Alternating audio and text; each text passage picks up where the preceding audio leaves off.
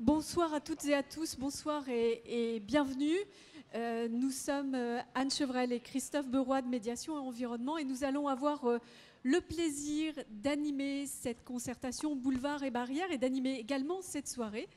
Nous voulions tout d'abord vous remercier d'avoir répondu aussi nombreux à l'invitation de Bordeaux Métropole et nous sommes vraiment nombreux ce soir, donc je redis pour les personnes qui souhaiteraient s'installer, il reste quelques places dans les gradins. Une concertation sur les boulevards et les barrières. Pourquoi ? Comment ? Alors pour ouvrir cette soirée, je vais inviter les élus à venir sur scène, répondre à nos questions pour commencer. Vont s'installer sur scène Patrick Bobet, Bernard Junca, Nicolas Florian, Fabien Robert, Clément Rossignol-Puech et Emmanuel Salaberry. Je vous en prie, messieurs, veuillez prendre place.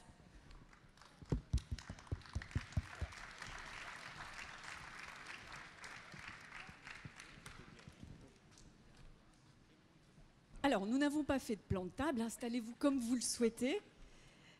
Merci tout d'abord de nous avoir conviés à cette soirée. Patrick Bobet, si vous voulez prendre le micro, s'il vous plaît. On va parler de ces boulevards et barrières. Alors, pourquoi ces boulevards et barrières ? Pourquoi est-ce que c'est un enjeu pour la métropole ?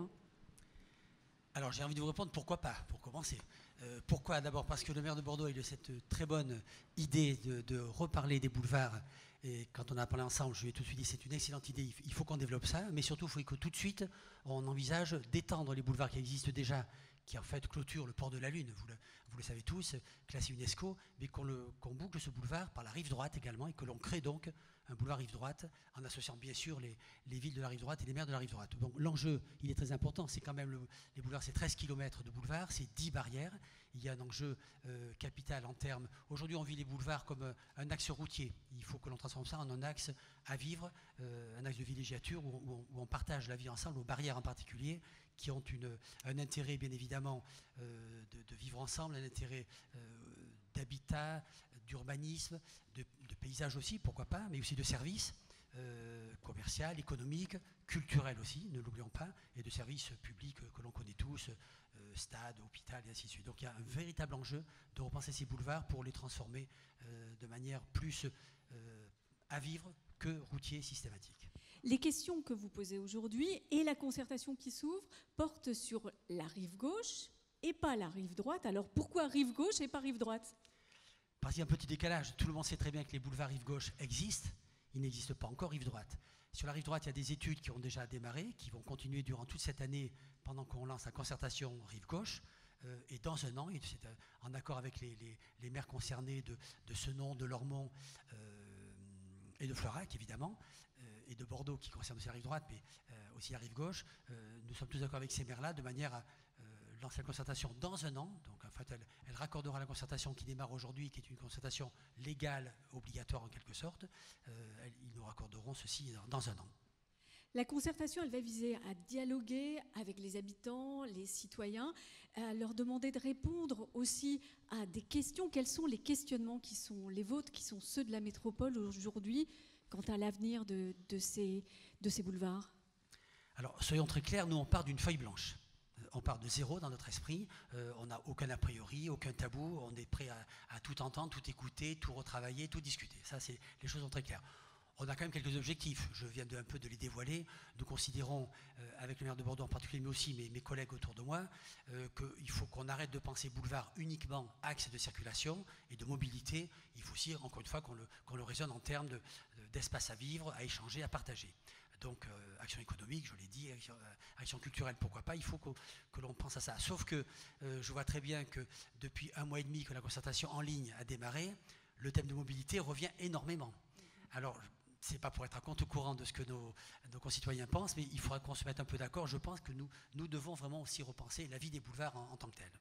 Patrick Bobet nous dit feuille blanche, d'accord, mais justement, Nicolas Florian, j'aimerais bien que vous nous disiez quelles sont les pistes, en tout cas les réflexions, les grands questionnements sur lesquels vous avez avancé pour les mutations de ces boulevards. Alors déjà, peut-être revenir, et d'ailleurs remercier l'ensemble des participants, ce qui prouve que quand on est véritablement, pas simplement dans la concertation, dans la co-construction, mais nos concitoyens s'intéressent et s'approprient le sujet. Et c'est la réflexion que l'on a eue collectivement il y a quelques mois et moi personnellement, et je remercierai jamais assez Patrick Bobet et mes collègues maires des communes avoisinantes, quand le 7 mars je deviens maire, le premier sujet de réflexion, j'allais dire structurelle pour l'année à venir, les années à venir, je dis, c'est les boulevards. Pourquoi ? Parce que on avait l'impression que c'était plus une frontière qu'une liaison déjà au sein de la ville, mais par rapport aux communes avoisinantes. Et que ces barrières, pour le coup, portaient bien leur nom. Et qu'on n'était pas dans une appropriation de l'espace public, un lieu de vie, et par ailleurs, ça confortait cette idée de frontière. Donc la démarche que j'ai initiée auprès de Patrick, et qui a de suite pris les choses en main, c'est de dire, on ne peut pas réfléchir qu'à l'échelle bordelaise, il faut réfléchir à l'échelle de l'agglomération, et on pose sur la table les quelques enjeux, les quelques défis. C'est la mobilité, et notamment la place des mobilités douces. Je vais faire réagir dans la salle, mais enfin, prendre son vélo sur les boulevards le matin à 7h30 quand il pleut et qu'il fait noir, il faut être courageux, hein, parce que les pistes cyclables, c'est pas sécurisé. Bon, il y a cet enjeu de la mobilité douce, il y a l'enjeu, j'allais dire, de la mobilité longitudinale, circulaire. C'est un transport en commun, est-ce qu'il est suffisant, est-ce qu'il faut le développer ? On le met sur la table. Et il y a l'enjeu des lieux de vie avec des barrières aujourd'hui qui, certaines ont une vocation très identifiée. Barrière du Médoc, c'est l'éducation. Barrière Saint-Médard, on est plus sur du commerce. Bon, je ne vais pas toutes les égrener, mais et l'enjeu de ces lieux de fixation de vie. Et troisième motivation, c'est de se dire, sur un tel sujet, on va au-delà de la consultation, on va au-delà de la concertation.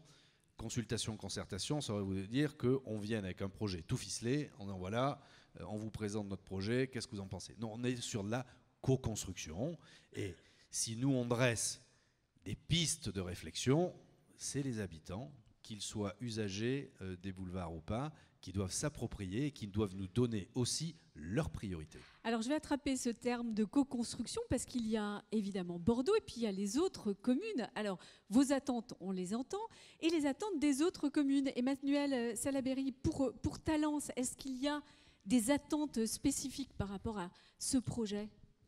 Bonsoir à toutes et à tous. Je m'associe aux remerciements de Patrick et Nicolas. On est vraiment ravis de voir tout ce monde dans ce stade. Effectivement, quand Nicolas nous a appelés au mois de mars, quelques jours après son élection avec Fabien à ses côtés, on a tout de suite, en tout cas moi j'ai tout de suite dit oui, en se disant qu'il y avait là un bel espace emblématique à reconquérir. Pour répondre à votre question, alors on est sur une concertation, donc il ne faut pas non plus que les maires disent quelles sont leurs volontés. Je pense que ce sera un travail pour faire émerger les différentes attentes. Je crois que pour ce qui concerne Talence, il y a 3 barrières.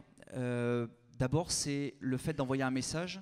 On est sur les boulevards, mais on est aussi sur quelque chose qui pénètre aussi un petit peu plus dans les villes. C'est-à-dire qu'il ne faut pas non plus considérer qu'il faut s'arrêter uniquement à la frontière administrative. En étant sur le boulevard, on peut habiter à quelques dizaines de mètres des boulevards et être aussi concerné par cet élément. L'autre chose, c'est que moi, je suis maire depuis 2 ans, mais on entendait souvent dire que finalement, c'est les populations qui habitent là ont parfois l'impression d'avoir été un peu oubliées, comme si jamais finalement, moi quand j'explique aux gens que leur maison est à Talence mais que le trottoir est à Bordeaux, administrativement c'est toujours assez simple, mais finalement c'est un quotidien. Et donc le message aujourd'hui qu'on envoie ce soir avec cette concertation, c'est le fait de dire justement que les boulevards et les populations qui y vivent vont être pleinement intégrés dans une réflexion qui va prendre du temps bien sûr, mais qui va être un élément fondateur pour, on va dire, au moins la décennie à venir. Le souhait, avoir une trame verte et bleue, j'allais dire, sur les boulevards. Verte, on l'a déjà, il y a quand même plus d'1 millier d'arbres qui sont sur le linéaire et je pense qu'il y a quelque chose à faire. Bleu, parce que je pense aussi que ça peut être l'occasion de repenser la place de l'eau en ville. Aujourd'hui, ça n'existe pas sur les boulevards. Et puis, un souhait, j'allais dire que, moi, on tenait beaucoup au fait que ça s'appelle barrière et boulevard. Je crois qu'il faut que ça soit une singularité exceptionnelle. Je crois qu'il faut qu'on construise chaque mètre de ces barrières et boulevards comme étant un espace d'ensemble, mais tout en étant singulier. Et surtout, de ne pas appliquer sur l'ensemble des kilomètres de cette voie une solution unique et unilatérale. Je crois que les habitants vraiment attendent ça. Et en tout cas, si on arrive à ce résultat-là, je pense qu'on aura réussi le pari. Identité au pluriel et cohérence. On a entendu vos attentes.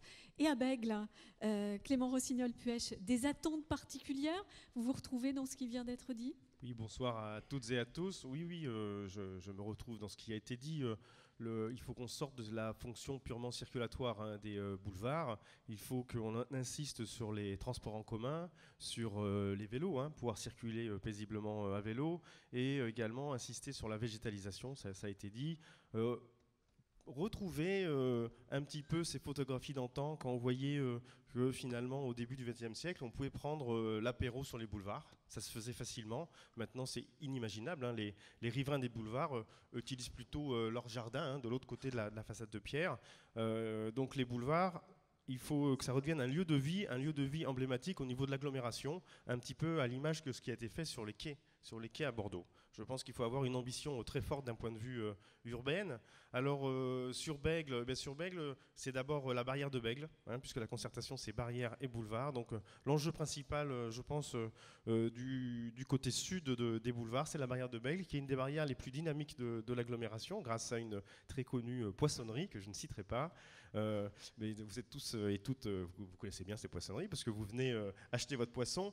Donc il faut donner plus de visibilité, plus de qualité urbaine aux barrières pour qu'on puisse encore plus facilement faire ses courses au niveau local. Et puis il y a également les enjeux de vie, tout simplement, de part et d'autre de la barrière. Donc les structures sportives, comme ici le Stade Brun. Sur Bègle, nous avons aussi un stade, nous avons des salles, des grandes salles pour les associations, nous avons des lieux culturels. Donc il faut faire vivre tout cela, il faut que ça soit vraiment des lieux pour l'ensemble de l'agglomération, pour les Béglais, pour les Bordelais juste de l'autre côté des boulevards, mais pour toute l'agglomération. Donc il faut faire un travail d'effacement des boulevards pour que ça devienne un vrai lieu de vie. On entend ce message, est-ce que vous le partagez, Bernard Ginca? Est-ce que dans les attentes qui peuvent être celles de votre commune sur le Bouscat, vous retrouvez tous ces éléments? Bonsoir, merci de me donner la parole. On remonte un peu vers le nord des boulevards. Je ne serai pas très original en termes d'attente globale. Je pense que les Bouscatais et leurs élus, en ce qui concerne les boulevards, souhaitent bien entendu que cet axe soit un axe de mobilité performant, mais qu'en même temps, bien entendu, il gagne en accueil, en espace de vie, qu'il devienne une forme urbaine finalement un peu plus complexe qu'il ne l'est actuellement, et qu'il soit à la fois un espace que l'on traverse, mais également ce lieu dans lequel on puisse s'arrêter. C'est un peu une gageure. Il faudrait que les boulevards prennent de la fluidité tout en gagnant en épaisseur, ce qui est quelquefois pour chacun d'entre nous un complexe un peu difficile. Voilà. En ce qui concerne le Bouscat, je crois que nous avons un espace qui est un révélateur assez particulier, de par son histoire et de par son actualité, c'est la barrière du Médoc. La barrière du Médoc, ce sont 120 commerces, dans un tissu d'échoppes dont on connaît l'attrait. Cette barrière, elle vient de connaître un moment difficile, important, avec l'arrivée de la ligne D. Cette ligne D, elle signifie aussi peut-être sur le plan commercial une nouvelle expérience pour cette barrière. Je crois donc que les mois qui viennent, à partir du 14 décembre, puisque le tramway va être inauguré à ce moment-là, vont être un révélateur intéressant en termes de commerce, en termes d'habitat, en termes de mobilité, en termes de franchissement, parce qu'on pense trop souvent à l'axe longitudinal que sont les boulevards, mais c'est un axe que l'on traverse aussi avec les problèmes que cela pose, à la fois pour les transports en commun, pour les véhicules, pour les deux roues, pour les piétons. Et je pense que ce sont des problématiques qu'il va falloir mener toutes en commun. Ce qui est très intéressant, c'est que les questions, les enjeux que vous posez, ils constituent le questionnement que vous adressez aux citoyens, aux habitants, à travers cette concertation. Alors, une concertation, pourquoi faire? Comment faire? Fabien Robert, pourquoi lancer une concertation sur ces mutations à venir? Bonsoir à toutes et à tous. Pourquoi? Eh bien parce que le sujet est extrêmement large, varié, important. On a parlé d'une ambition égale à celle de la rénovation des quais. Je crois que c'est un bon marqueur et qu'il faut pour cela démarrer par une concertation publique. Et je voudrais dire que c'est une concertation qui va s'inscrire dans le temps long. Évidemment, ce soir, on ne va pas décider de tel ou tel sujet. C'est une première réunion. Il y aura en réalité plusieurs outils de concertation que je vais balayer rapidement, mais pour essayer d'être un peu concret. 3 grandes réunions, sans doute, celle de ce soir, qui lance un petit peu le dispositif. Les grandes réunions permettent de restituer, elles ne permettent pas vraiment de rentrer dans le détail. Ensuite, 5 ateliers et 5 balades urbaines, Donc des moments beaucoup plus spécialisés, des ateliers et des balades urbaines thématiques pour rentrer dans le détail, les mobilités, la végétation, l'urbanisme, l'habitat, etc., etc. Il y aura également probablement un forum ouvert pour traiter de tous les sujets qui n'auront peut-être pas été traités dans les thématiques, parce qu'évidemment, les boulevards, c'est un bout de ville, c'est un quartier, ce sont des quartiers, donc il faudra un moment aussi un petit peu plus général.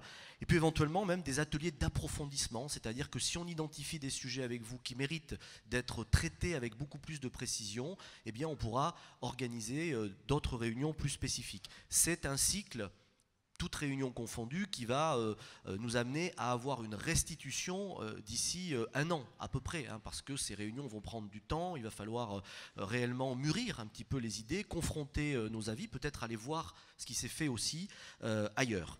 En parallèle de ça, il y a sur Internet, sur le site de la concertation de Bordeaux Métropole, une possibilité déjà de contribuer depuis fin septembre, c'est ce qu'évoquait le président Patrick Bobet, donc vous pouvez déjà nous donner votre avis en ligne. Et puis, pour avoir aussi une extraction plus qualitative, notre agence d'urbanisme va faire une vaste enquête sociologique, comme elle l'a d'ailleurs réalisée dans des quartiers de Bordeaux existants, notamment des nouveaux quartiers comme les bassins à flot. Donc vous questionnez avec des enquêtes un peu longues, où il faudra consacrer un petit peu de temps, 15-20 minutes, pour nous donner votre sentiment. Voilà les principaux outils de la concertation. Alors on va revenir dans le détail sur ce calendrier, la méthode. Mais j'ai envie de vous demander pourquoi finalement vous en attendez quoi, vous, élus, vous, décideurs de la métropole, de cette concertation qu'on engage ce soir? Je crois qu'elle est importante parce que d'une certaine manière, on ouvre peut-être une concertation sur un sujet un peu neuf en termes d'écriture urbaine. On a fait des nouveaux quartiers, c'est quelque chose qui est pratiqué, qui est connu dans notre métropole. On a rénové du centre historique et de la ville ancienne. Là, on fait quelque chose qui est peut-être un peu intermédiaire, parce qu'une partie des boulevards se situe dans des nouveaux quartiers, c'est la rive droite, parce qu'une partie des boulevards de la rive gauche se situe aussi dans des quartiers en devenir, c'est les boulevards près de la gare. Donc bref, on est peut-être en train là de toucher à une forme de rénovation urbaine, de transformation urbaine, un troisième langage qu'on n'a peut-être pas encore abordé jusque-là avec autant de particularités. C'est un quartier existant. C'est bâti, il y a des commerces, il y a des riverains, et donc on ne peut pas traiter ce secteur comme on a pu traiter les quais, par exemple. Donc la concertation, elle est d'autant plus importante que c'est un projet urbain très singulier par rapport aux transformations passées. Merci pour ces éléments. Merci, messieurs. Vous avez choisi ce soir pour cette première réunion d'être à l'écoute des habitants, d'entendre leurs questionnements, leurs remarques, leurs témoignages, leurs commentaires. Je vais donc vous inviter à rejoindre la salle et à entendre effectivement tous les échanges.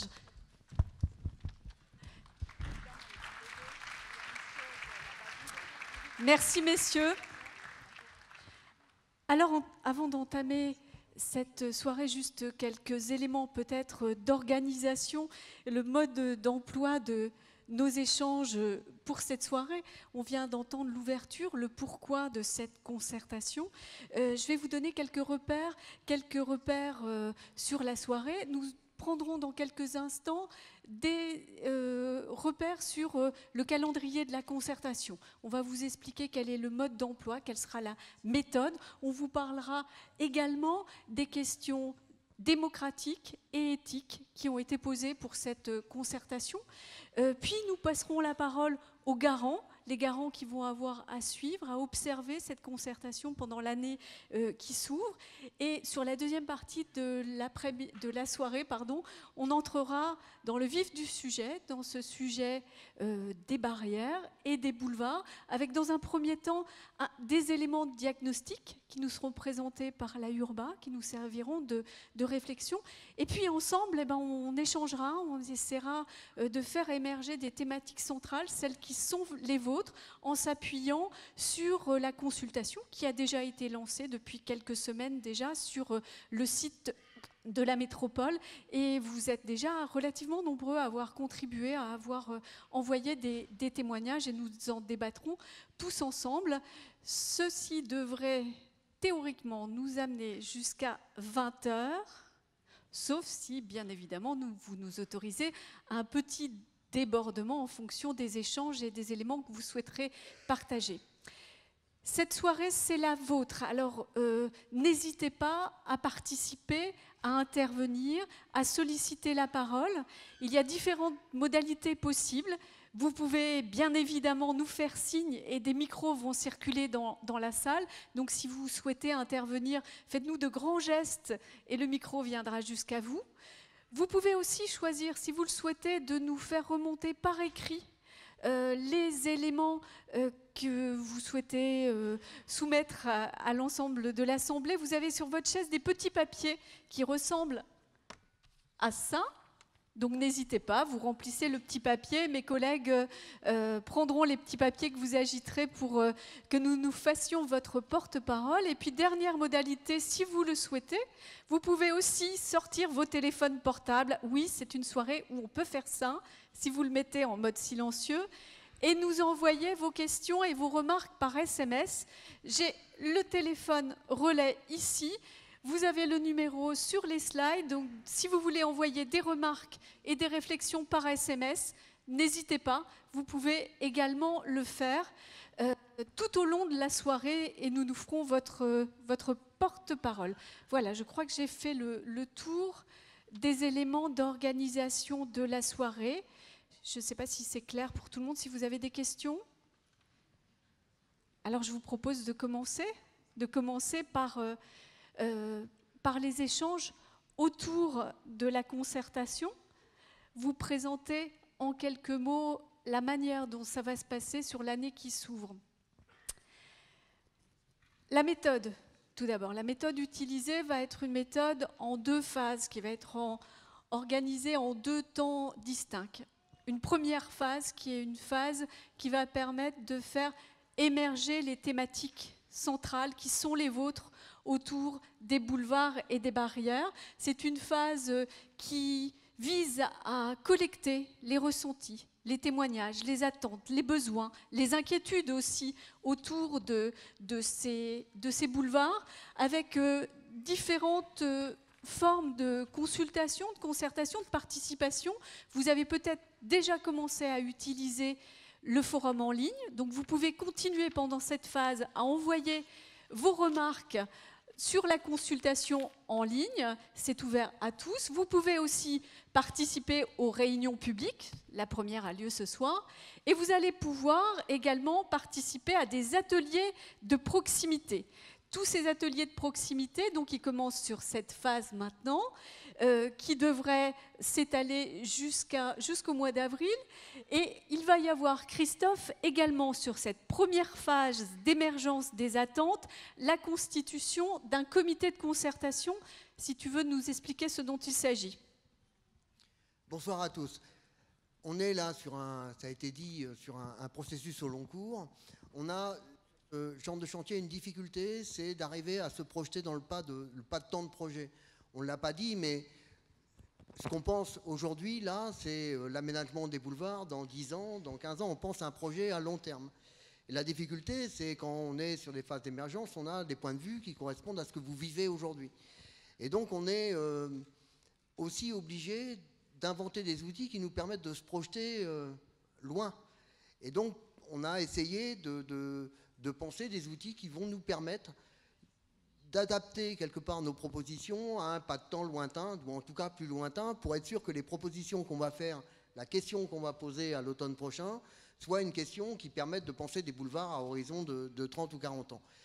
Et donc pour faire ça, on a pensé faire un peu ce qu'on avait fait sur le pont Simone Veil, c'est-à-dire de se dire, on va demander à des habitants, à des citoyens peut-être plus motivés, mobilisés que d'autres, d'accompagner le processus de concertation de manière à ce que ce soit eux-mêmes qui produisent quelque part la réflexion, qui produisent un élément toujours important, qui produisent des synthèses, quoi. C'est-à-dire que nous, on est animateurs du dispositif, on veut bien produire des synthèses de vos réflexions, mais on est probablement moins légitime que vous. En tout cas, vous imaginez bien ce que ça peut introduire comme biais. Donc, ce comité de la concertation, c'est sur la base du volontariat, ça commence a priori ce soir.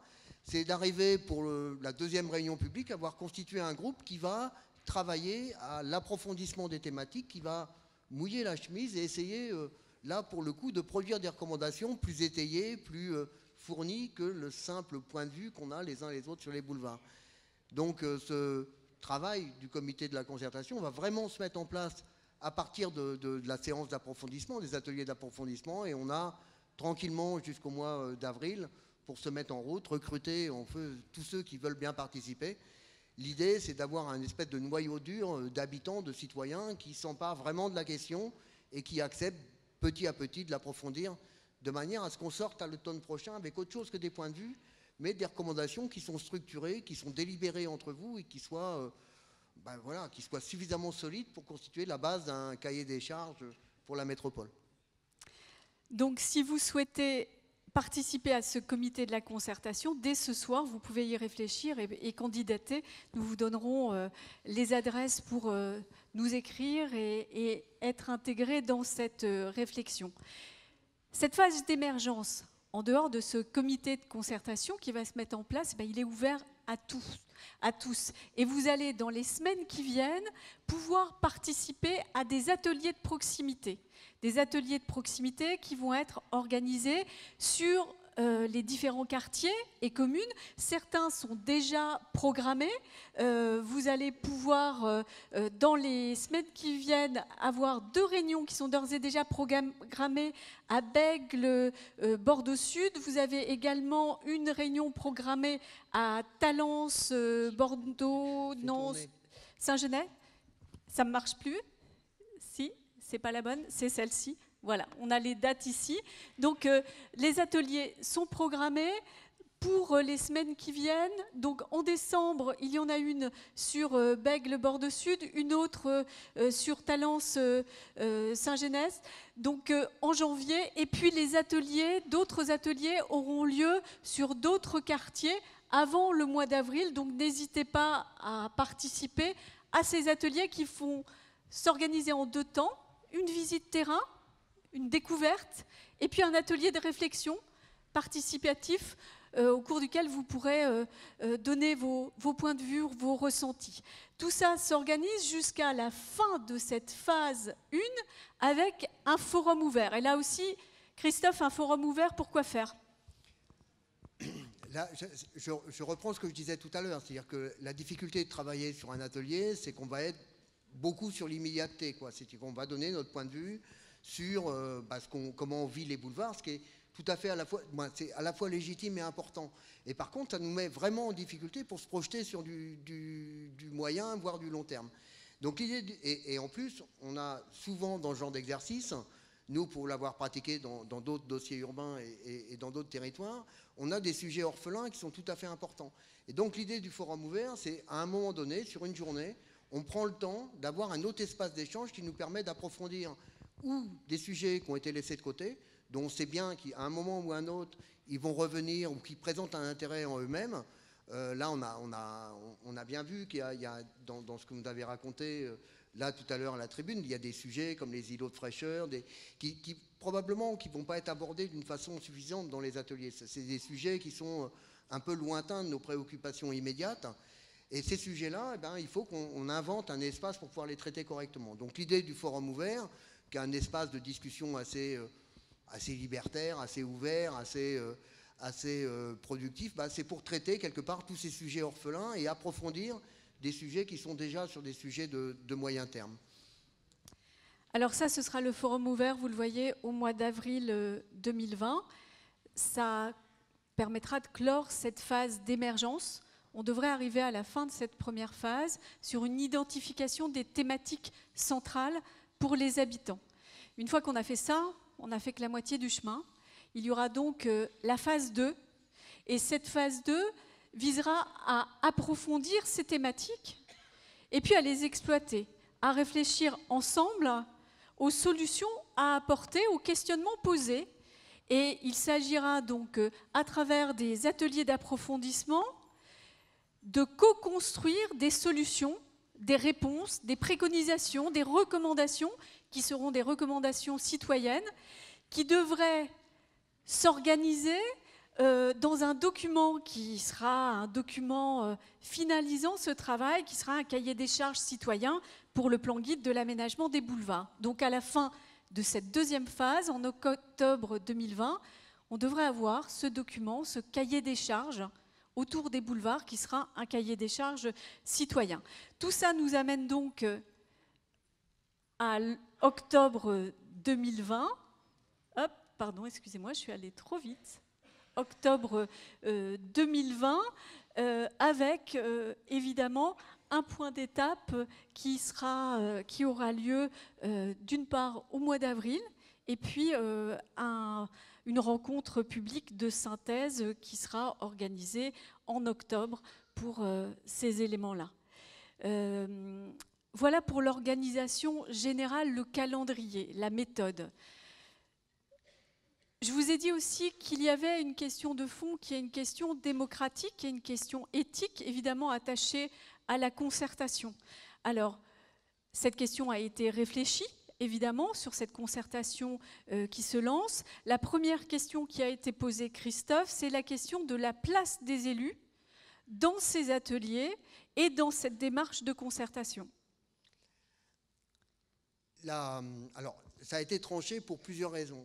La première, je pense que ça n'a échappé à personne, qu'on va rentrer dans une période un peu particulière à partir du début de l'année prochaine, qui risque quand même de rendre nos espaces de discussion peut-être un peu compliqués si nos élus sont en permanence présents avec nous. Et donc l'idée, qui a été tranchée d'ailleurs et qui a été proposée par les élus, ça a été de se dire pendant toute cette phase d'émergence, c'est-à-dire à partir d'aujourd'hui jusqu'au mois d'avril de l'année prochaine, eh bien, les citoyens sont, entre guillemets, autonomes. Les élus ne sont pas présents, de manière à ce qu'à aucun moment on puisse, quelque part, avoir de la guidance directe ou indirecte sur leur production. Donc, cette question, qui était quand même une question assez importante, assez fondamentale, y compris dans la période dans laquelle on s'inscrit aujourd'hui, c'est de se dire, voilà, la première période d'émergence, c'est-à-dire celle dans laquelle on va, entre guillemets, moissonner vos points de vue pour en sortir un petit peu d'éléments phares qui vont nous permettre d'avancer dans un deuxième temps, bah, cette période-là, quelque part, c'est la vôtre, et c'est la vôtre sans filtre, sans pression, vous êtes autonome. Et donc, le point qu'on a retenu pour cette première période, c'est des ateliers, des balades urbaines, sans que les élus viennent participer, ce qui n'est pas forcément une pratique courante, peut-être même ici, mais en tout cas, c'est ce qu'on a retenu. Donc, sachez que à partir d'aujourd'hui jusqu'au mois d'avril de l'année prochaine, dans les ateliers, vous serez entre citoyens, et il n'y aura pas de présence d'élus qui seront pour travailler avec vous. Même si, bien sûr, les élus seront présents aux réunions publiques qui vont jalonner cette démarche, notamment l'une en avril et l'autre en octobre. Les sessions de travail sont des sessions de travail citoyen. L'autre question éthique et démocratique qui se pose dans une concertation, c'est celle de la transparence de la démarche, de son caractère purement démocratique, de l'accès de chacun à une démarche comme celle-ci. Et une manière de travailler, c'est de travailler avec des garants, des personnes qui vont avoir, pendant l'année qui s'ouvre, à observer, à garantir la démarche en cours. Alors, les garants de cette concertation, ils sont deux, ils sont avec nous ce soir, et je vous propose de leur passer la parole pour qu'ils nous expliquent qui ils sont et comment ils vont travailler. Bonsoir à tous. Voilà. Bonsoir à tous. Merci vraiment de votre présence. C'est très plaisant de voir qu'il y a un intérêt de la part du public, des citoyens et du coup des habitants de tous ces boulevards qui s'intéressent à cette concertation et à ce qui est en train de se produire. Merci. Parce que ce n'est pas forcément partout pareil, ni sur tous les sujets.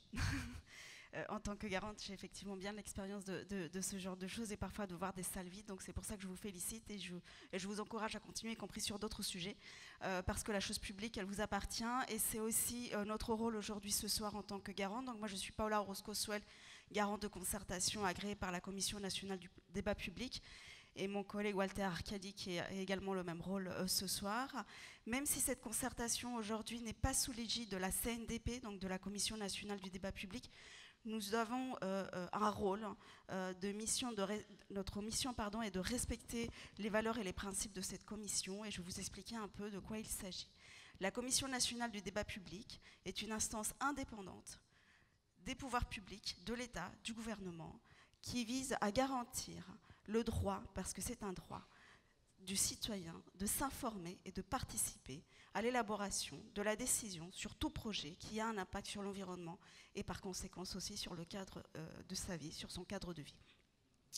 Pour remplir cette mission, la Commission nationale du débat public a constitué un groupe de garants dont nous sommes donc aujourd'hui dont nous faisons aujourd'hui partie, et nous sommes là pour respecter les principes et les valeurs de cette concertation, de ce débat public mis en place par la Commission nationale du débat public, principes qui ne sont pas très nombreux mais qui sont très importants.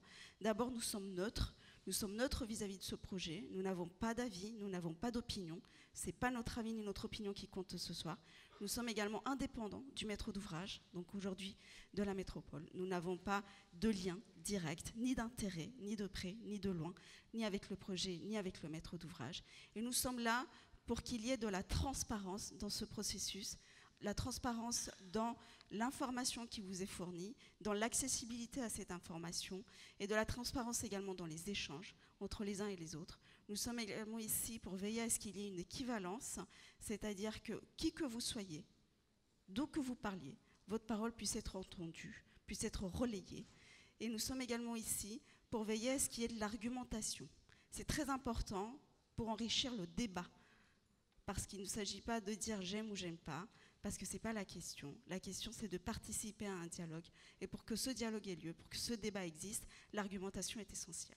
Je vais laisser la parole à mon collègue Walter qui va vous expliquer un peu ce que c'est qu'une concertation préalable. Bonsoir. Donc, une concertation préalable, c'est un outil qui est relativement récent en France. C'est une ordonnance de 2016 qui l'a rendue, on va dire, plus opérationnelle que celle qui existait précédemment. Et il y a 4 points importants qu'il faut garder en tête.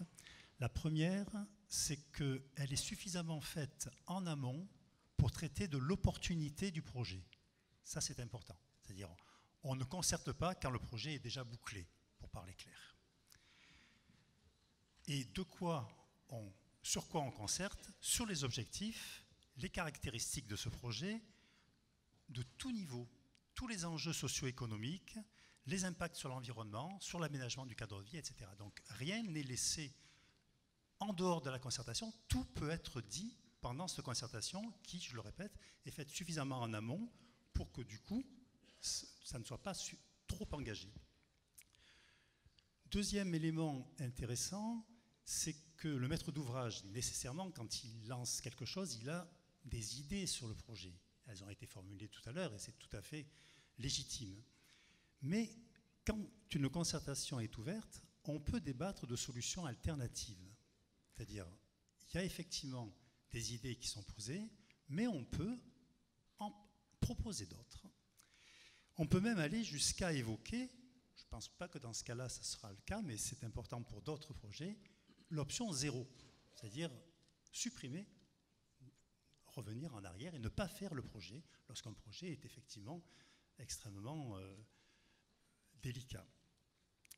Autre point important, c'est que cette concertation, là, on est dans la concertation Code de l'urbanisme. Il y a des concertations qui sont sur des réglementations différentes. Il y a le Code de l'environnement, il y a le Code de l'urbanisme. Là, en l'occurrence, c'est le Code de l'urbanisme.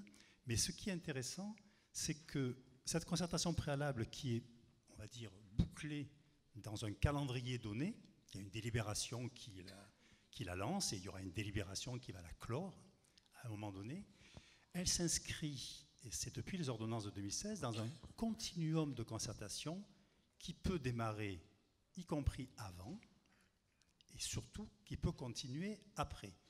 Alors là, je vais juste référer à un document de Bordeaux Métropole, une charte qui a été travaillée, je crois, autour de 2009. M. Bobet faisait partie, je crois, de la commission des élus qui a travaillé dessus.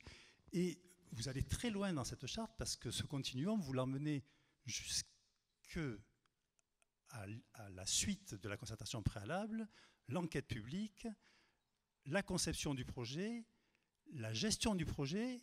Voilà, donc c'est très important que vous puissiez entendre, vous en tant que public, que c'est un début, ça démarre, ça a même démarré depuis quelque temps avec le site, mais que ça va durer jusque ce que ça sorte de terre et que vous voyez ça et que vous pouviez donner votre avis, y compris sur les modes de gestion qu'il y aura sur ces opérations.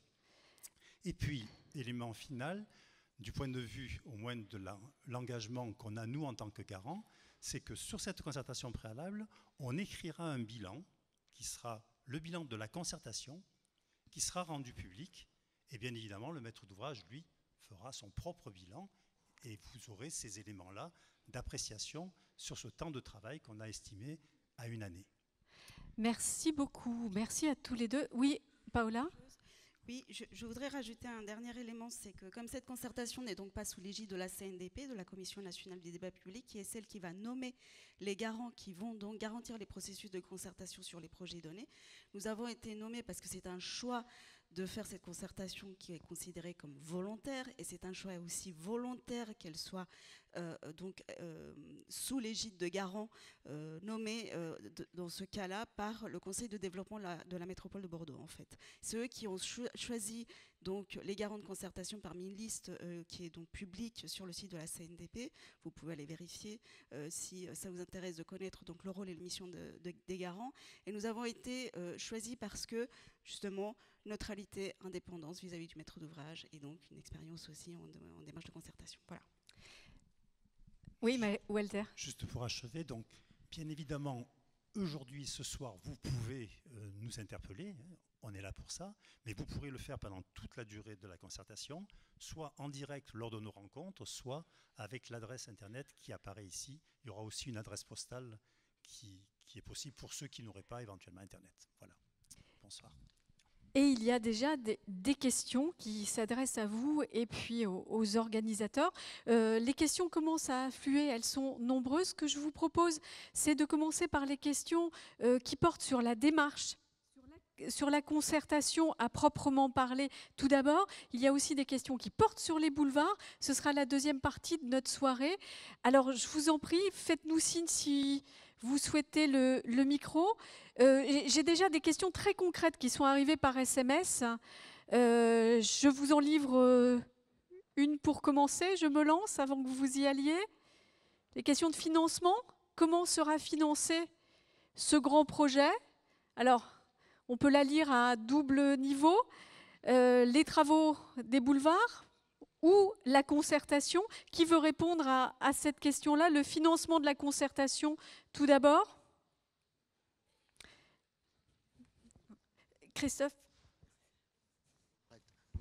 Merci, je veux bien répondre, mais sous l'égide du vice-président en finance, monsieur le maire de Talence. Le financement, il n'est pas prévu pour l'instant, parce que le projet n'existe pas pour l'instant. C'est un projet, il n'y a pas de programme. Nous verrons au fur et à mesure de ce qui est proposé, de ce à quoi il faut qu'on s'attende en termes de financement, et nous adapterons. Les emprunts, c'est toujours possible. Le mécénat, ça existe. Les souscriptions, ça existe aussi. Pour la petite histoire, je vais peut-être vous faire bondir certains ici. Sachez que le tramway, la ligne D qui se construit, a existé il y a 100 ans.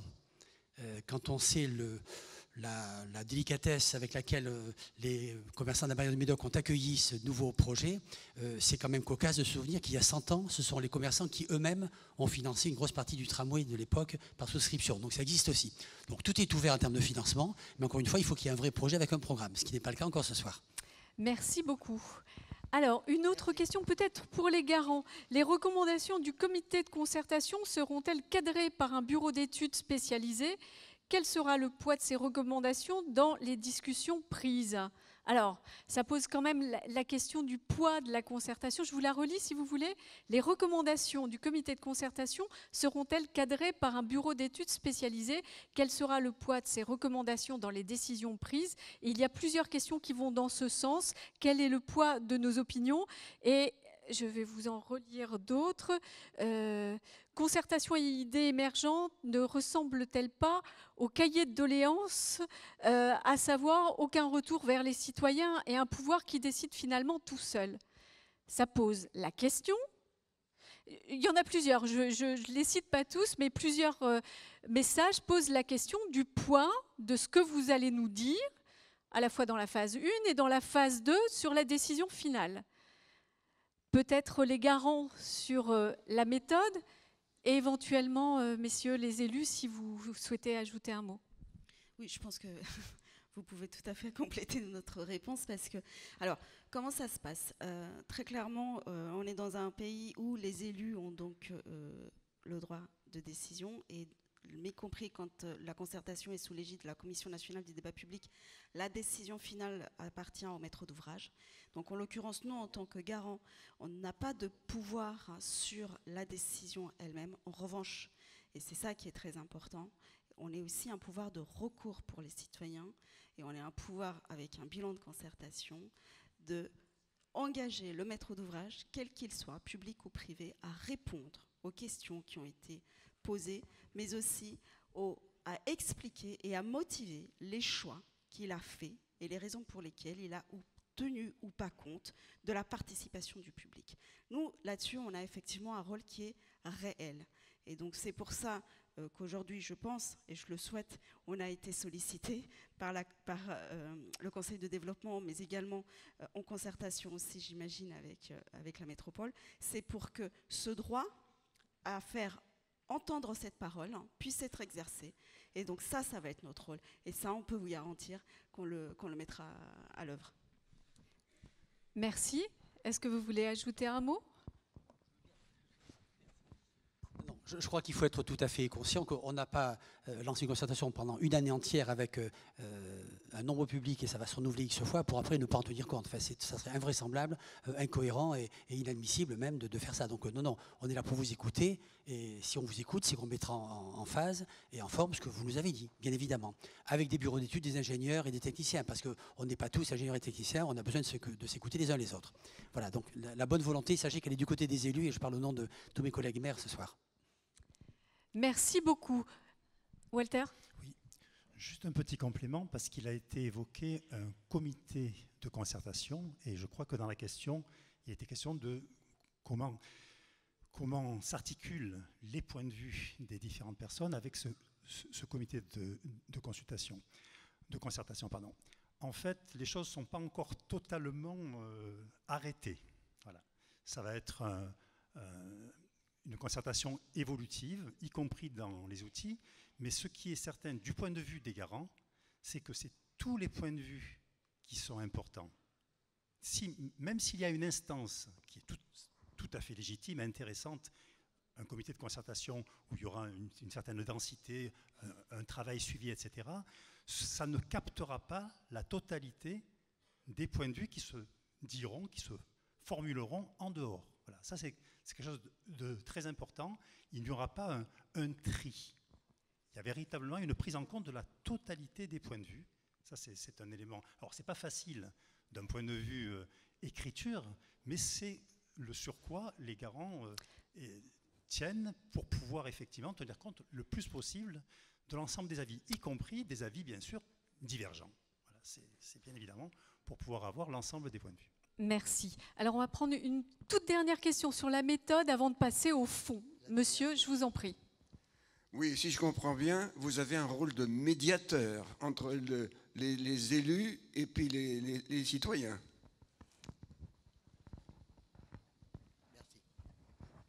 Non, pas tout à fait. En fait, déjà, il n'y a pas de conflit pour l'instant. Donc, du coup, même si on est un peu formé à la gestion de débats conflictuels, non, on n'a pas un rôle de médiateur. C'est-à-dire qu'aujourd'hui, nous ne sommes pas ici pour essayer que votre parole soit un peu prise en compte d'un côté, pour jouer un rôle de négociateur, pour que du côté du décideur, donc du maître d'ouvrage, il y ait la prise en compte de la participation citoyenne. C'est pas dans cette médiation-là que ça se passe, en fait. Il y a des normes.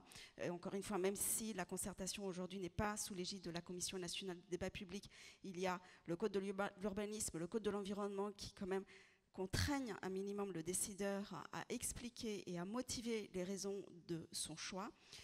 Et nous, notre rôle, il est vraiment de faire entendre cette parole et de contraindre en quelque sorte ce décideur à prendre en compte cette participation. Pour nous, c'est extrêmement important, à la fois parce que c'est l'objet de notre mission, mais aussi parce que sans ça, il n'y aura plus de concertation puisqu'il n'y aura plus de motivation de participation. Donc, si on ne peut pas décider et si on ne peut pas contraindre à ce que cette décision soit le choix du public, on peut contraindre à ce que cette participation constitue la décision et que cette décision soit motivée par rapport à cette participation. Voilà, ça se joue en fait dans ce sens-là. Merci beaucoup. Il y a encore des questions qui sont arrivées. Alors, peut-être, madame, une toute dernière sur la méthode avant qu'on passe au fond. Il y a beaucoup de questions sur les boulevards aussi. Si tu veux, Christophe, courir avec le micro jusqu'au fond. Donc, courir, peut-être pas. Jusqu'au gradin. Voilà, je ne cours pas. Je vous le prête. Il ne faut pas se faire mal, non, effectivement. Bonsoir. Alors justement, pour le coup, j'étais presque surprise de ne pas avoir parmi les édiles quelqu'un représentant Euratlantique. Bon, vous l'avez deviné, moi je suis d'une association qui est du côté de la Garonne. Voilà. Et il y a aussi là des concertations, des discussions, des projets, etc. etc. Et donc, il y a des choses qui vont peut-être interférer, n'est-ce pas? On nous avait même dit à Euratlantique qu'il y avait déjà une réflexion sur la question des boulevards de leur côté. Voilà. Alors, effectivement, là, peut-être plus qu'une réponse, c'est une question de méthode. Les concertations en cours, et il y a des travaux en cours, effectivement, sur certains territoires avec certains acteurs, vont être articulés, vont enrichir le travail autour des boulevards et barrières. Et tous les éléments d'analyse, de diagnostic, de réflexion collective qui sont en cours vont venir alimenter ces éléments. Ceux dont vous nous parlez ce soir en font partie. Alors, je vous remercie sur cette première partie.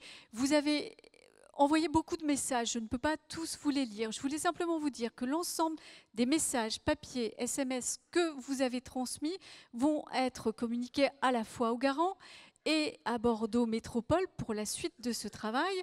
Mais je vous propose, parce que là aussi les messages sont nombreux, de passer au fond qui nous rassemble ce soir, aux boulevards et barrières. Essayez de parler de ces lieux et de les découvrir, de commencer à partager une analyse.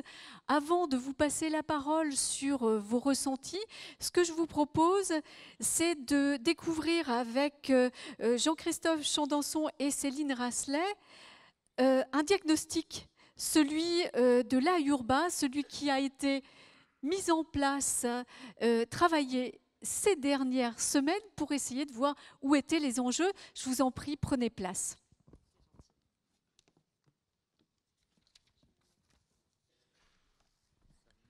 Installez-vous et ça a l'air de fonctionner. Nous vous écoutons donc pour une présentation courte qui va nous servir de base au débat. Bonsoir. Alors, voici quelques éléments de diagnostic qui sont organisés, on les a regroupés autour de 4 objectifs qui sont les objectifs qui ont fait l'objet d'une délibération de Bordeaux Métropole et donc qui sont les objectifs de départ de la concertation et non pas le résultat final, bien évidemment. Donc c'est le cadre de présentation des différents contenus et de débats. Alors, il y a une première famille d'objectifs qui s'articule autour de la question du sujet de la mutation des pratiques autour des boulevards. C'est un espace routier que vous connaissez et l'idée c'est est-ce qu'on peut évoluer vers un espace plus complexe, plus urbain, qui a d'autres fonctions de vie quotidienne. Alors, des éléments de diagnostic très modestes, mais qui sont un point de départ, pour vous dire d'abord que c'est un espace public qui est très vaste, donc il y a un potentiel assez intéressant de constitution d'un espace public. Pour l'instant, c'est vécu comme une coupure en termes de circulation, ça a largement été évoqué, hein. Il y a un effet frontière, mais en termes d'espace, il y a la possibilité de relier l'hypercentre de Bordeaux, l'ensemble des communes et des quartiers. Voilà, donc premier élément de diagnostic qui pose une question de départ. Faut-il gommer ou pas l'effet frontière des boulevards? Deuxième élément qui est très proche de ce que je viens de vous dire, c'est de dire qu'il y a en fait dans l'épaisseur des quartiers, des placettes, des petites rues, tout un potentiel, des squares, tout un potentiel d'espace public à mobiliser. Et ce qui pose là encore une autre question, c'est celui du vide. Et qu'est-ce qu'on peut faire avec l'ensemble de ces petites rues, places, squares? Ils peuvent constituer des éléments d'un projet à condition de s'accorder sur une épaisseur d'intervention. Voilà, un autre sujet. Deuxième famille d'éléments de débat, ils sont autour des barrières, hein, et de cette idée selon laquelle on pourrait revitaliser les boulevards à partir de ces barrières. Alors, il y a un petit jeu amusant qui consiste à identifier combien il y a de barrières. Je pense qu'à la fin de la démarche, dans un an, on sera d'accord sur un nombre. Et ce sera déjà un résultat, car c'est vrai que historiquement, il y en a une quinzaine. Techniquement, nous, on en a vu peut-être plus. On se demande s'il n'y en a pas 25, mais c'est à faire avec vous, effectivement. Et la question qui est posée avec ces barrières, elle est assez simple. C'est à quoi pourrait servir chaque barrière et comment on peut les rendre encore plus vivantes en termes de commerce, en termes d'emploi, en termes de services. Comment on peut faire projet et intensifier cette vie qui est déjà présente. Voilà. Bon, vous voyez les espaces. Il y a des flux, il y a des trottoirs qui sont assez hétérogènes, assez minéralisés. Donc il y a le terrain de jeu, entre guillemets, qui est le terrain de votre vie quotidienne. Il est assez contraint, il est assez technique, mais on peut, à partir de vos usages et de vos envies et vos attentes, travailler sur cet espace et le transformer parce qu'il est large. Troisième famille d'objectifs, et de sujets, alors c'est plutôt des sujets que des objectifs, c'est comment faire un projet d'aménagement assurant un meilleur partage de l'espace public entre les modes de déplacement. Alors excusez-nous, c'est du langage urbaniste, ça veut dire tout simplement quelle peut être la place d'un piéton, d'un cycliste, d'un transport en commun, d'un automobiliste, de tout un chacun. Voilà. Alors, par rapport à cette question, ça pose tout de suite la question de la place de la voiture, hein, bien évidemment. Cet axe est un axe important qui permet d'aller à des lieux d'emploi, mais qui relie aussi des quartiers. Donc, la voiture a forcément un rôle important. Mais une fois qu'on a dit ça, il faut se poser la question suivante. Quelle peut être la place donnée aux autres modes, jusqu'où aller en termes de place donnée au cycle, à la marche à pied, au transport en commun. Voilà, donc il y a une question d'équilibre. Vous dire quand même que les boulevards, c'est 12 km, 5 à minima, hein, sur cette partie rive gauche. C'est 10 000 à 20 000 véhicules par jour.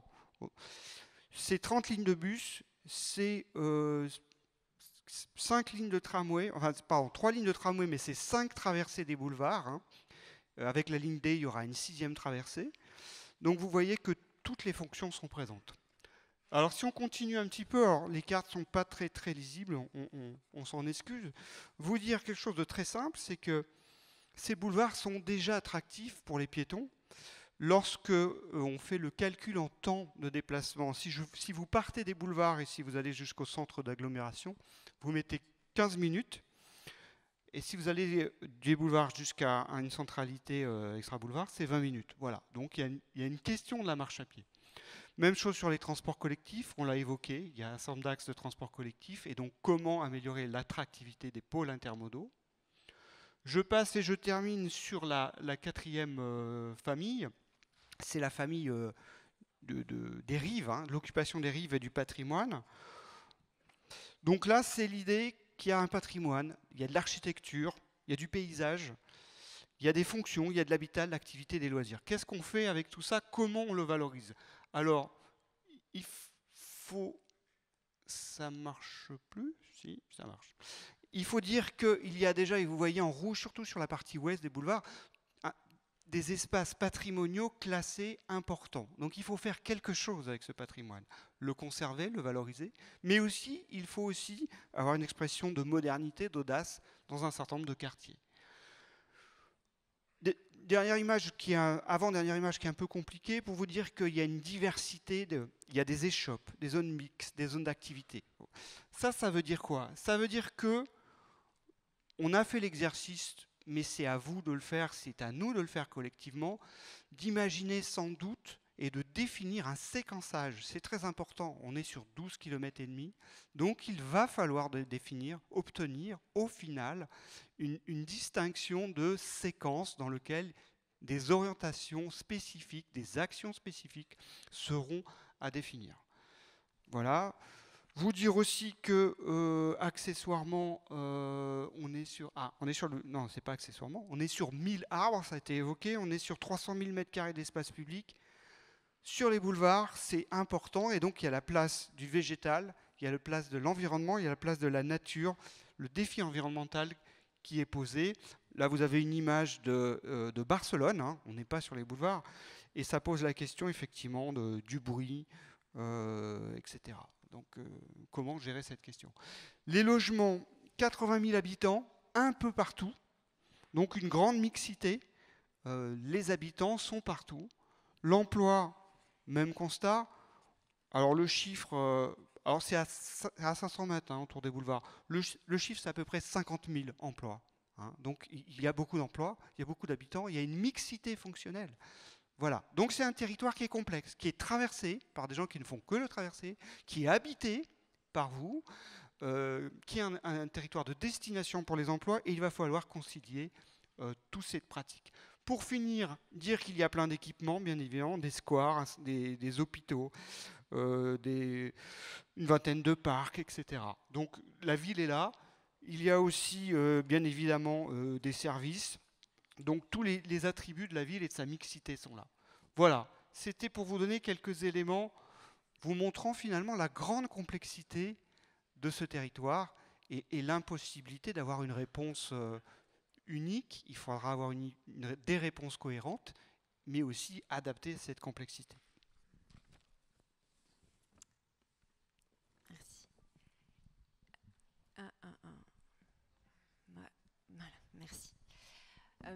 Donc ceci, c'est vraiment les grands chiffres clés et le premier diagnostic très technique en fait qui a été élaboré par l'agence d'urbanisme sur les boulevards.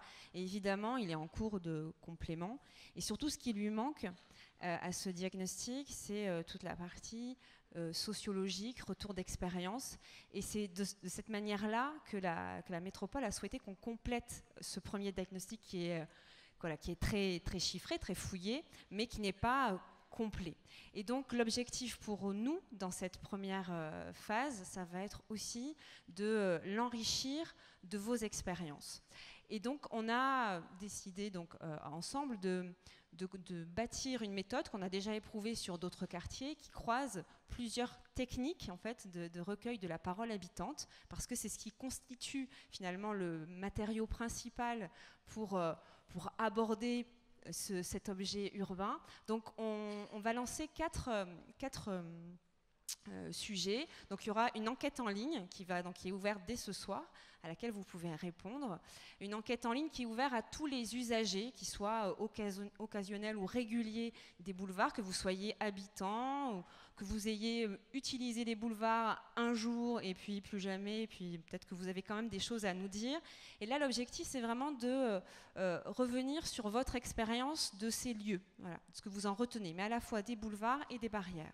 Ensuite, on va faire une enquête téléphonique qui sera plutôt à destination des habitants, des riverains des boulevards, pour mieux comprendre à cette échelle-là ce qui se passe pour vous au quotidien. Parce que c'est important, on n'a pas cette épaisseur-là, cette compréhension de comment ça se passe pour vous au quotidien.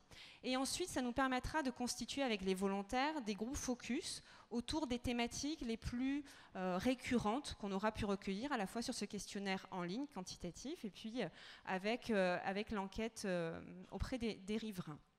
Et enfin, nous ferons aussi une série d'entretiens, donc auprès à la fois des élus, des institutionnels et aussi d'associations, de commerçants, de gens qui représentent, des grandes institutions aussi qui sont autour des boulevards, puisque Jean-Christophe l'a dit, hein, autour des boulevards, il y a aussi il y a le CHU, il y a la cité administrative, donc ce sont quand même des grandes maisons où il y a des salariés, où donc il y a des problématiques d'usage du quotidien qui se posent. Et donc ça va être important pour nous de recueillir cette parole-là. Et donc après, avec l'ensemble de ces matériaux, on va bâtir la partie plus sociologique en fait, du diagnostic qu'on a pu déjà commencer à constituer sur les boulevards et que vous allez venir compléter. Donc on compte vraiment sur vous pour répondre en masse à l'enquête en ligne. Merci beaucoup pour ces éléments. Effectivement, diagnostic déjà technique, objectiver sur ce que sont les boulevards aujourd'hui et puis ce diagnostic d'usage auquel vous allez pouvoir participer. Je vous propose de rester là 1 minute, même un petit peu plus, je crois, et on va inviter Stéphane Cazet et Sylvain Schoenberg à venir prendre place sur scène pour pouvoir éventuellement répondre à vos questions. Et je vous propose d'ouvrir le débat sur ces thématiques qui sont celles des boulevards, celles des barrières, de votre vécu. Est-ce que dans la salle, vous souhaitez peut-être d'emblée prendre la parole, parler de votre vécu? J'ai une petite idée parce que vous avez envoyé beaucoup de textos et certains sont quasiment des témoignages. On s'est rendu compte en fait, depuis que la consultation en ligne a débuté, qu'il y avait 2 thématiques centrales qui émergeaient, celle de la mobilité et celle de la qualité de vie. Alors, ces chiffres qui s'affichent sont déjà un peu anciens. On est à plus de 250 maintenant, 250 avis qui ont été postés, qui ont été mis en place. Et tous ces avis, toutes ces réactions, elles sont assez variées, mais assez centrées autour de ces 2 thématiques de la mobilité et du cadre de vie. Elles font émerger des visions et des attentes qui sont parfois antagonistes. On aura à en parler. Et peut-être que pour ouvrir les débats, je vais vous lire le témoignage que l'un d'entre vous vient de m'envoyer et qui me semble assez caractéristique de ces questions de mobilité. Bonsoir, mon inquiétude est que cela ne soit qu'une concertation avec les habitants des boulevards, ce que je suis. Mon intérêt de bobo cadre supérieur vivant dans un environnement de plus en plus gentrifié, c'est que l'on sanctuarise les boulevards en un lieu de fantasme du mieux-disant environnemental. Mais en réalité, les boulevards appartiennent aussi aux usagers. Ces usagers, ils sont souvent hors de Bordeaux, de plus en plus loin, et ils y travaillent. Les boulevards sont aussi leur lieu de déplacement pour aller travailler.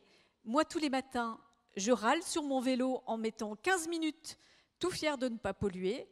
Et ce lieu qu'on va bien conformer à nos envies, à nos convictions écologiques, c'est aussi l'endroit où ceux qui mettent plus d'1 heure pour aller travailler circulent. Quelle solution pour gérer les flux croissants de ceux qui ne peuvent plus habiter dans l'aire de déplacement urbain pratique? On va leur proposer les fameux parkings relais? Les défis des boulevards, c'est aussi ça, densifier réellement et radicalement les transports en commun. Un témoignage. Je crois que la personne qui a écrit est là quelque part, elle n'est pas obligée de se dénoncer, mais un témoignage qui peut peut-être... Non? Un témoignage qui peut peut-être lancer les débats. Alors je vous en prie, la parole est à vous sur ces questions de mobilité, ces questions de partage des boulevards. Est-ce que vous souhaitez prendre la parole et intervenir? Les micros sont à votre disposition. Monsieur. Bonsoir à tous. Oui, j'avais juste une petite remarque. Aujourd'hui, je travaille le long. J'habite donc sur une des barrières. J'utilise le boulevard tous les jours en voiture pour me rendre à mon travail. La problématique, c'est qu'il n'y a pas de bus avec une voie qui est dédiée. Ce qui fait que même si aujourd'hui on pourrait offrir une solution de transport en commun, le bus est coincé avec tous les autres véhicules. Et il me semble que l'une des solutions ou l'un des voies, des accès sur lesquels il faudrait réfléchir, c'est fluidifier aussi ce boulevard par la densification du transport en commun en lui dédiant des voies pour des questions environnementales et aussi peut-être très pratiques. Et aujourd'hui, ce n'est pas le cas. Je continue à utiliser ma voiture parce que le bus n'est pas rapide finalement. Est-ce que dans votre remarque, monsieur, on entend que la question des transports en commun doit être centrale dans les thématiques à réfléchir? Alors il me semble, puisque c'est une voie, c'est un axe de transport majeur, que ce soit dans l'intervention qu'il y a eu de la personne avant, avec les personnes qui habitent à l'extérieur ou ceux qui habitent dans Bordeaux même, ou du moins très très proche. Et cet axe-là aujourd'hui, si on devait le donner effectivement à 100% piétons, poserait énormément d'autres problématiques. Et à la fois, il faut bien aussi qu'on diminue le transport d'un point de vue écologique. Et moi qui habite pas loin d'une barrière, je peux vous dire quand je sors dans la rue, ça pue tout simplement. Donc ce serait bien effectivement que le transport en commun ait une place prépondérante. Merci monsieur de cette contribution. D'autres suggestions, prises de parole? Je vous en prie. Oui, bonsoir. C'est drôle, je veux prendre un peu comme anecdotique l'histoire. Non, on ne vous entend pas. Allô? Oui. Voilà. Oui, pardon, donc il y a une interférence peut-être. Voilà, donc j'habitais le centre et je ne connaissais pas le boulevard, donc j'ai aucune idée. Et après, j'ai découvert le boulevard. Voilà, on va faire par séquence. Et je l'ai découvert, en fait, on cherchait à trouver un espace agréable sur Bordeaux, qui peut être un peu avec un jardin ou autre. Et des vendeurs nous a proposé sur le boulevard. Ma femme sautait sur l'occasion, elle dit surtout pas le boulevard. Il m'a dit mais madame, bientôt on va se mettre sur les voitures électriques. Donc c'était très anecdotique, une question de on va se mettre sur les voitures électriques dans un air très, très, très sérieux, quoi, comme quoi franchement on va y aller vite. Voyons l'histoire des projets, que ça prend 200 ans avant de les pondre ou de les trouver, les réaliser. Et c'est vrai, on est dans un air écologique, comme on l'a dit tous, qu'on ne peut plus se permettre de dire on va vivre dans des tunnels, dans des circulations denses. Le boulevard, il doit être un endroit, effectivement, où le citoyen peut traverser sans sentir qu'il est en train de mettre sa vie en danger. Moi, je prends le vélo, je fais le boulevard, je suis très content, c'est très beau, mais en même temps, je fréquente tout le temps de danger et tout le long de ce boulevard en vélo, parce que les gens sur le parcours des vélos, les gens qui traversent ou qui passent d'une manière avec des vitesses un peu excessives, on sent que le boulevard, ça devient comme un roulette russe. Là, on descend et on ne sait pas si on revient. Voilà, donc je témoigne dans ce sens. Attention au danger. Il y aura cette question de la sécurité et plusieurs des SMS qui sont arrivés vont dans ce sens, monsieur, de la sécurité. Mais je profite de votre remarque à long terme, peut-être pour vous interroger sur la prospective. Ce que vous dites aussi, c'est qu'il faut concevoir les boulevards à presque court terme et à très long terme. Donc comment on organise ça? Est-ce qu'il va y avoir un travail de prospective qui va être fait là-dessus? Dans un premier temps, est-ce que les questions qui ont été soulevées, les remarques qui ont été faites, elles sont très importantes parce qu'elles matchent plutôt bien avec le questionnaire qui est en ligne et qui vous interroge justement sur à la fois comment vous traversez ces boulevards et comment vous les pratiquez. Donc par exemple, si tout à l'heure le transport en commun ne fonctionne pas bien, c'est pas assez rapide et donc on prend un autre mode, ça fait partie des questions qu'on pose. Par ailleurs, c'est aussi un objet, c'est vrai qu'on s'intéresse aux usagers. Donc en fait, on s'intéresse sur l'enquête en ligne, on ne s'intéresse pas qu'aux habitants. Donc si vous êtes métropolitain, voire même girondin, vous pouvez répondre à l'enquête puisqu'elle est en ligne, elle est ouverte à tout le monde. Et en termes de prospective, c'est peut-être le temps d'après, ça c'est la concertation. Nous, pour l'enquête sociologique, on va surtout recueillir les expériences d'aujourd'hui et un peu des aspirations, mais c'est plutôt le travail collectif aussi de concertation, de nourrir un peu cette question plus prospective. Merci beaucoup. Je crois... Oui. Alors, je ne sais qui a le micro. Je vous en prie, monsieur. Oui, bonsoir à tous.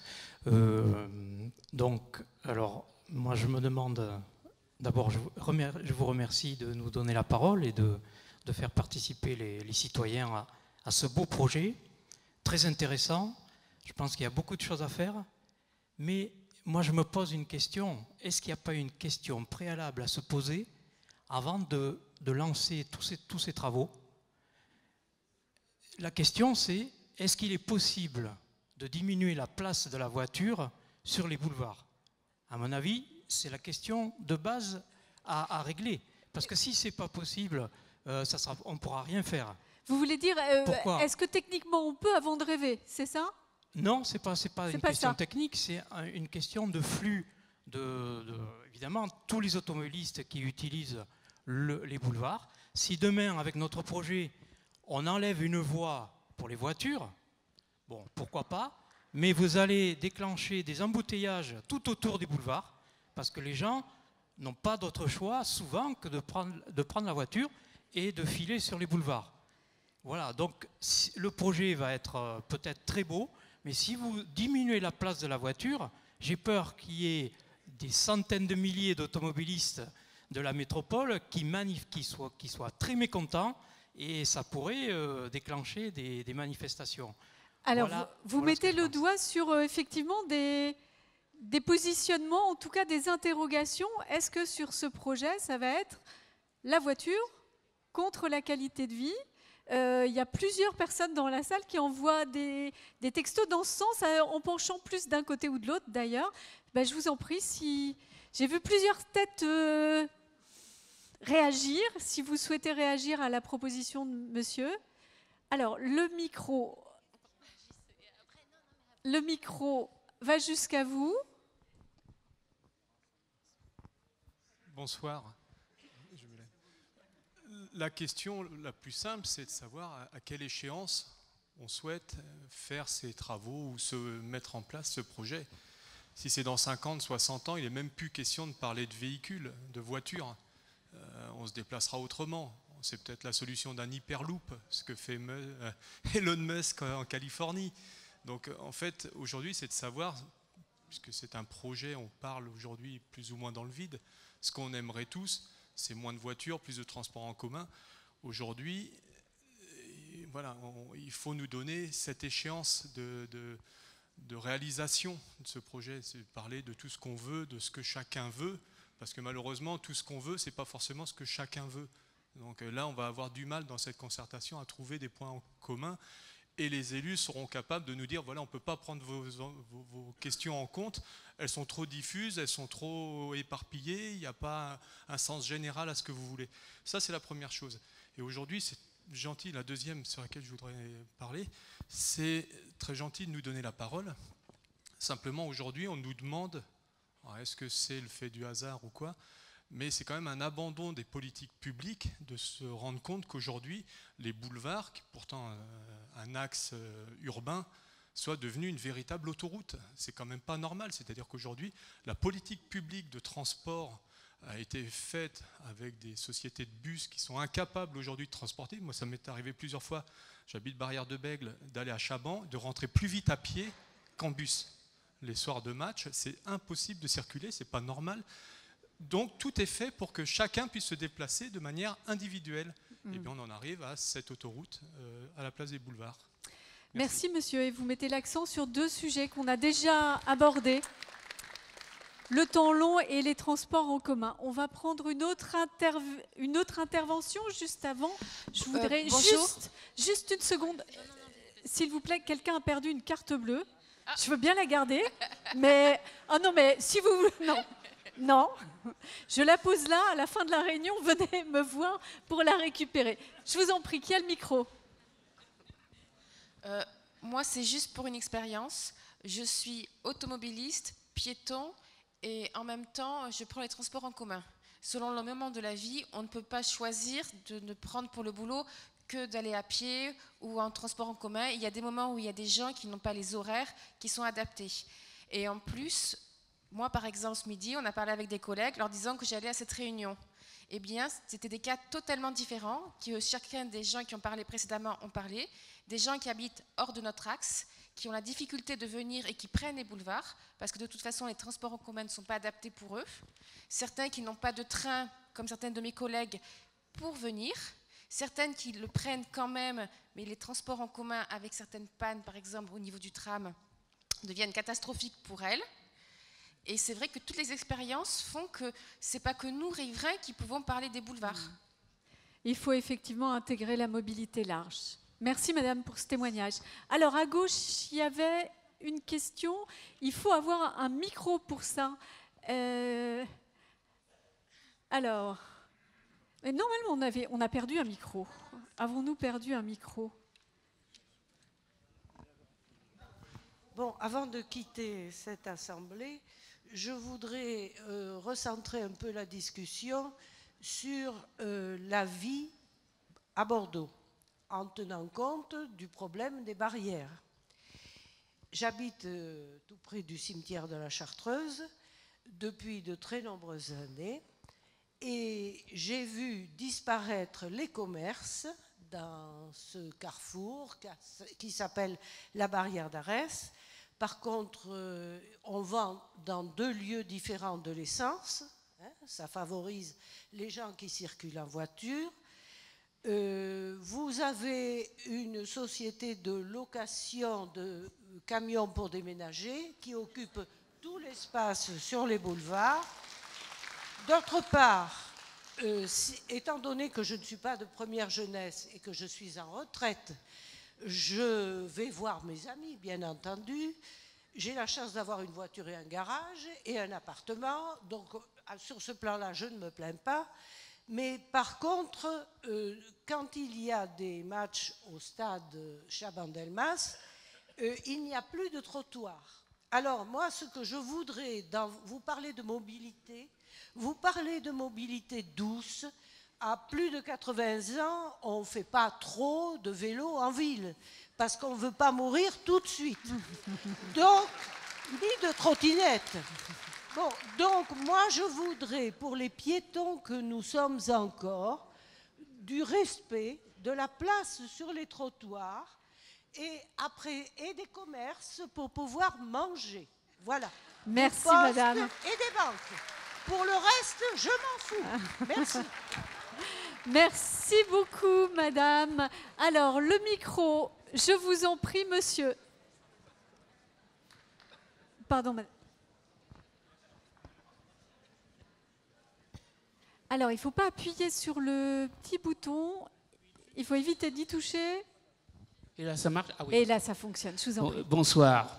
Moi, je voudrais me donner mon sentiment, surtout en plus après ce qu'on a entendu, parce que je ne vois pas comment on peut sortir de cette contradiction fondamentale qui consiste à voir que si on veut un espace de vie dans les boulevards, il faut des larges trottoirs. Et que, comme les boulevards, c'est un axe fondamental, et que les boulevards eux-mêmes sont étroits, parce qu'on ne pourra pas avoir la même chose que sur les quais ou sur les Ramblas de Barcelone qu'on a vu tout à l'heure. Donc, il va falloir faire un choix. Alors, on a parlé d'une seule file. Effectivement, je ne vois pas comment on pourrait faire autrement si on veut faire un axe de vie. Mais d'une manière générale, ça ne sera pas satisfaisant. Donc, je pense que pour qu'on règle ce problème, il ne peut pas le faire en dehors d'une étude de la mobilité dans la métropole. Et on l'a bien compris, merci pour cette contribution qui avait effectivement un travail en cours sur ces questions-là. Juste un point technique, nous sommes en train de dépasser le temps que nous nous étions donné. Est-ce que vous nous autorisez à poursuivre les échanges, si vous en êtes d'accord? Alors nous continuons et je crois que sur la gauche, quelqu'un a le micro.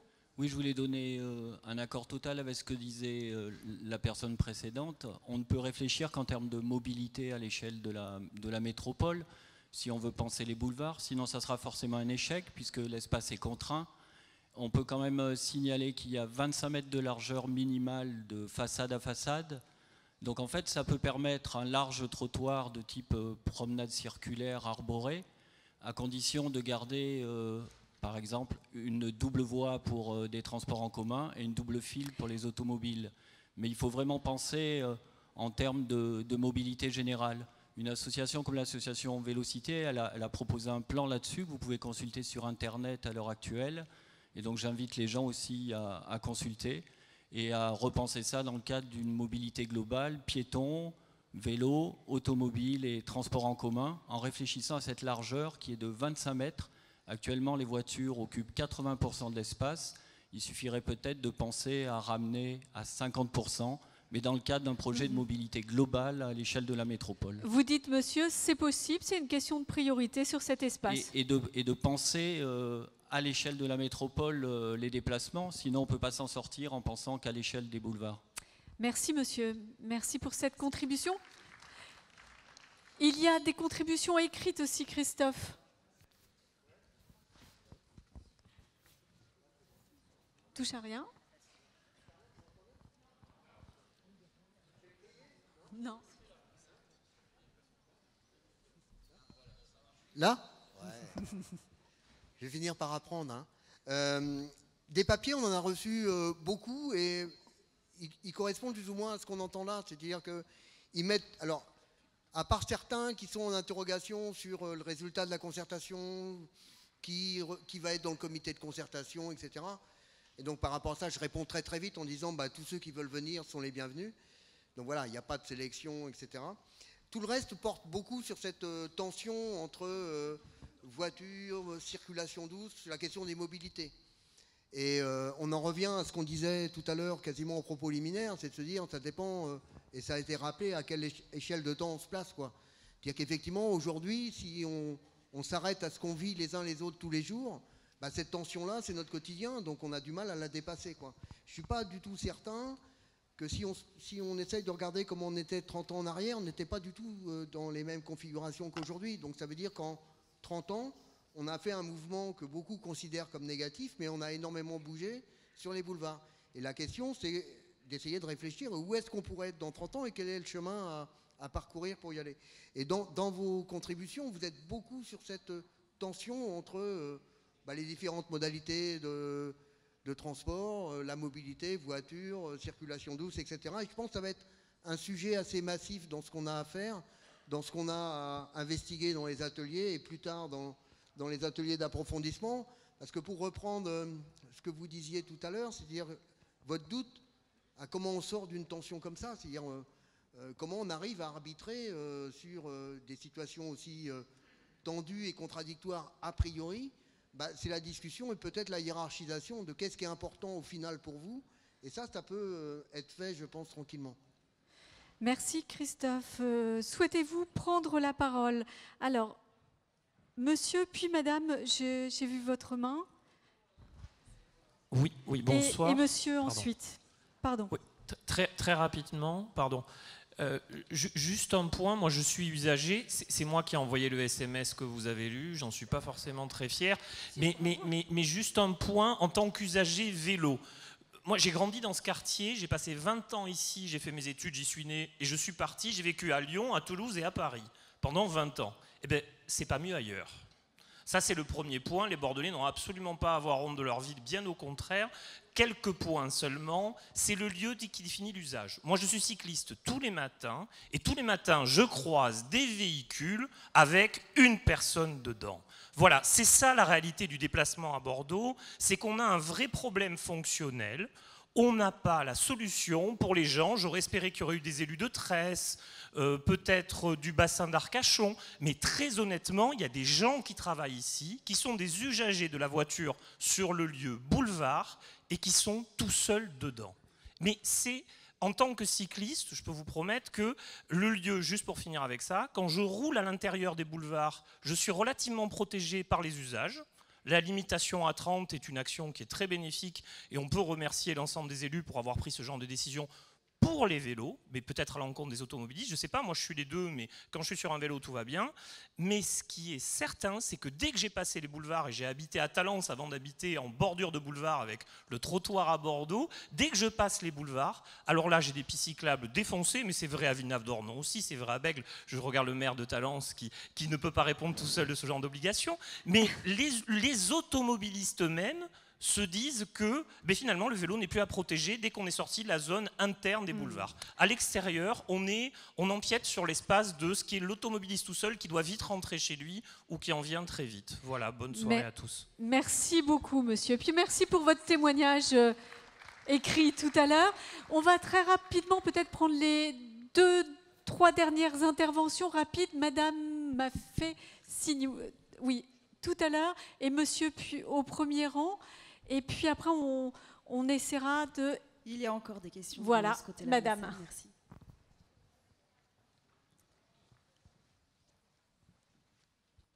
Alors, est-ce que le micro va... Ça y est, le micro fonctionne? Puisqu'on a bien compris qu'un des problèmes, c'était la largeur des boulevards et l'arbitrage entre piétons, vélos et voitures, avec ces 25 mètres. Est-ce que toutes les questions sont au débat et est-ce qu'on peut aussi se poser la question s'il y a assez de place en surface? Est-ce qu'on peut... C'est la censure. Est-ce qu'on pourrait aller chercher de la place en souterrain? Et est-ce que la question d'un métro sur les boulevards est dans le débat ou pas? Ou est-ce que c'est trop cher? Et là, on rejoint aussi la question du budget de ce projet. En fait, derrière, madame, vous demandez si on peut se poser toutes les questions, si tout est absolument ouvert ou si on travaille dans un champ contraint. Oui, voilà, parce qu'on réfléchit qu'au bus. J'ai l'impression que... J'ai l'impression que c'est comme si on partait du principe qu'il fallait faire des voies de bus, mais est-ce qu'on peut faire autre chose comme transport en commun qu'un bus? Est-ce qu'on peut faire un métro? Alors, est-ce que c'est ouvert? Est-ce que les solutions... Oui, vous dites, je vous passe le micro. Oui, bien sûr, madame, je vous rassure, c'est tout ouvert, c'est évident. Le métro, on a relancé une étude récemment, on a eu la réponse. Le métro, c'est possible, on sait faire, c'est faisable. Est-ce que c'est pertinent? Oui, c'est pertinent, ça rendrait un immense service. Est-ce que c'est cher? Oui, malheureusement, c'est très cher. Voilà, pour faire très court, c'est un peu ça. Mais ça reste ouvert, bien évidemment. Mais je ferai une petite synthèse tout à fait à la fin. Je vous dirai ce que je pense de tout ça. Merci beaucoup pour cette réponse. Alors, on va repasser sur la gauche. Madame, vous nous faisiez signe... Il nous manque des micros, en fait. Le micro arrive jusqu'à vous. On repassera de l'autre côté, puis ensuite monsieur. Et monsieur au premier rang. Bonsoir. Moi, j'habite sur les boulevards depuis très, très longtemps. Et aujourd'hui, il y a un constat qui est flagrant. C'est que toutes les applications de Waze, enfin, toutes ces applications qui dénoncent les bouchons quelque part, ramènent implacablement, quand la rocade est bouchée, on remonte sur les boulevards. Et ça, c'est un vrai problème, parce que c'est les sites qui renvoient des gens qui n'ont rien à faire sur les boulevards pour désengorger la rocade. Et ça, il faut qu'on arrive à le traiter, parce que le flux des boulevards, aujourd'hui, est en grosse partie des gens qui n'ont rien à faire sur les boulevards. Donc c'est vraiment une question de mobilité au sens large. Tout à fait. Tout à fait, tout à fait. Et aujourd'hui, c'est un vrai problème. Merci beaucoup pour cette mise en contexte, madame. Alors, monsieur avait sollicité le micro. C'est difficile en fait de savoir avec un seul. On va passer devant, non derrière, plus devant. Excuse-moi Marion. Voilà, je crois que le monsieur là. Oui, bonsoir à tous. Je suis résident de Talence, à côté de la barrière Saint-Genès, et j'ai vécu plusieurs années en face du stade Chaban-Delmas à Bordeaux. Je suis usager des boulevards en tant que piéton, preneur de bus, automobiliste et surtout cycliste. Moi, je pense qu'on est dans le cadre d'un projet qui est insoluble.